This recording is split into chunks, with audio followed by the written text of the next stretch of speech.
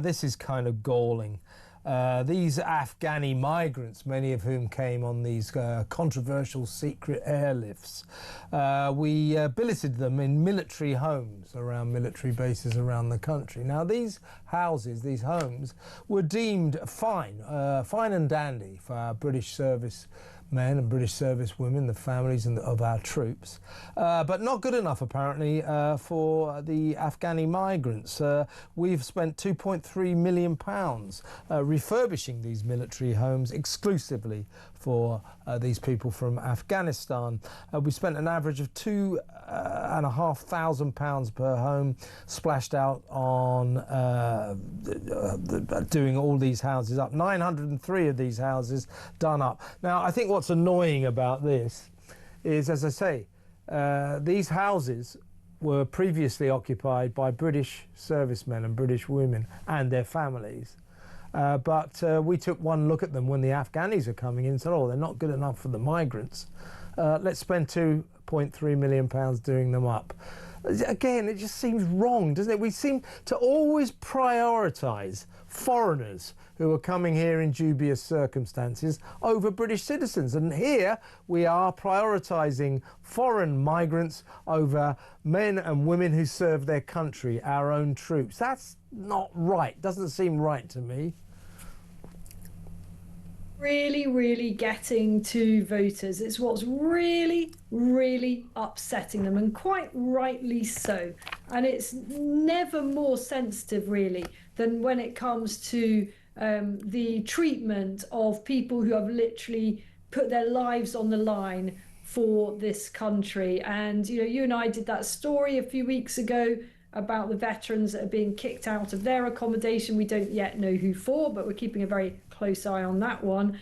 And now we learn that there's a kind of gold plating of accommodation in military quarters that were fine for our men and women, but apparently are not good enough for people who've come from a country that is frankly gripped by a medieval culture and where luxury is in pretty short supply.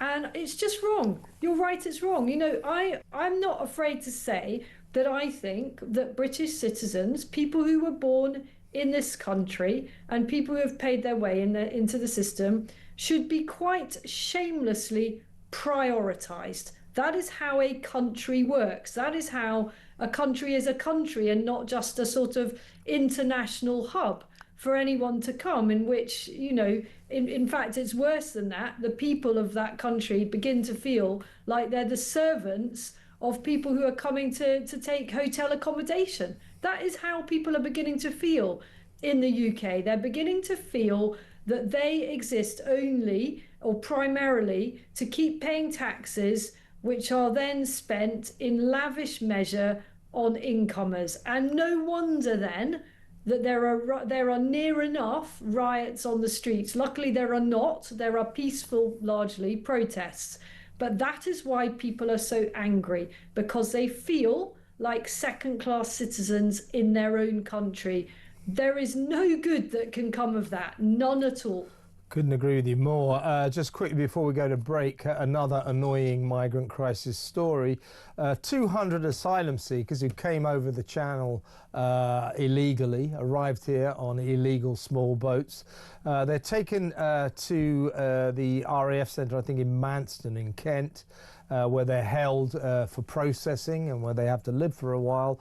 They're now suing. They're in line for millions of pounds of compensation because they've sued the Home Office, saying that they were A, unlawfully detained, and B, were detained in inhumane conditions. They allege incidents of sexual assault, physical abuse, theft of property by guards, as well as disease-ridden, dirty and cold conditions with outbreaks of diphtheria and scabies, forcible separation of families and denial of medical aid.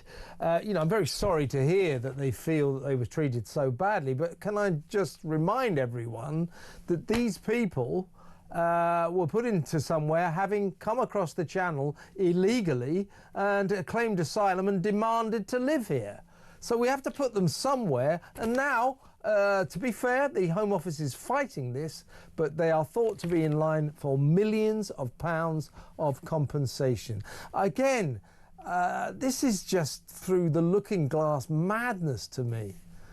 That is an absolute disgrace, and any law firm that is assisting with those claims should be named and shamed and publicly made an example of. It is grotesque of any British law firm to take that action against the British people, the British taxpayer, on behalf of people who broke the law by coming into our country. And if they were genuinely fleeing war and terror, I'm sorry, but a little bit less than luxury in terms of surroundings would be a price worth paying for not actually being physically harmed by guns and bombs and whatever else they were supposedly fleeing from. Look, you know, our country does not exist to serve the world's opportunists who come over and expect five-star treatment and then get very indignant if they get perhaps 2.5-star treatment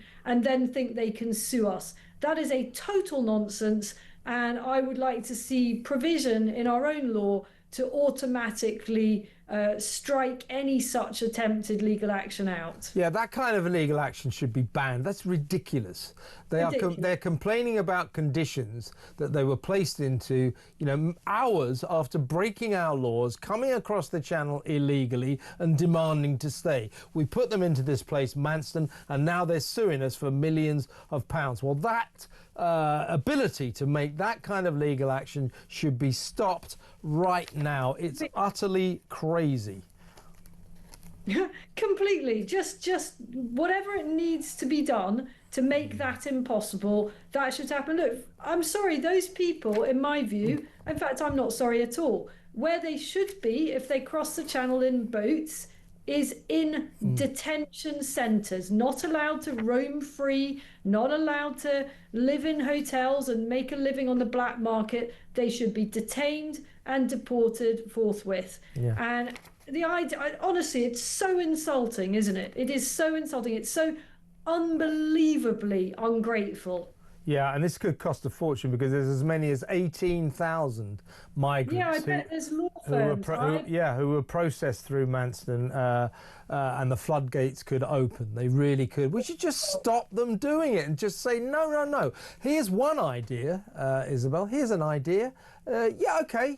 You want to sue the Home Office? Fine. Who's your lawyer? How much is your lawyer going to cost you? Because we're not paying for them. Don't forget, we will be paying for their lawyers to sue us. It's legal aid. So taxpayers are paying for their lawyers to sue us for compensation, them having broken our laws only hours before. The insanity of this is off the damn scale. I think people are sick to death of it. Well, if we've got this wrong, Kev, I would love to hear from any lawyer that is involved in a case such as this. Please get in touch with us and tell us why we're wrong about this. And if we don't hear from anyone, I can only assume that there is no other clear defence for getting involved in this kind of action. I bet you no lawyer will speak out and defend their involvement in these cases. But I hope I'm wrong. I hope we can track down some firms that are involved or something and get them to come on and just tell us openly why they think this is justified. It'd be fascinating to hear. And don't forget we have a Prime Minister who's a human rights lawyer. He's obsessed with the rule of law. And this is where an obsession with the rule of law leads you into this vortex of madness. It really does.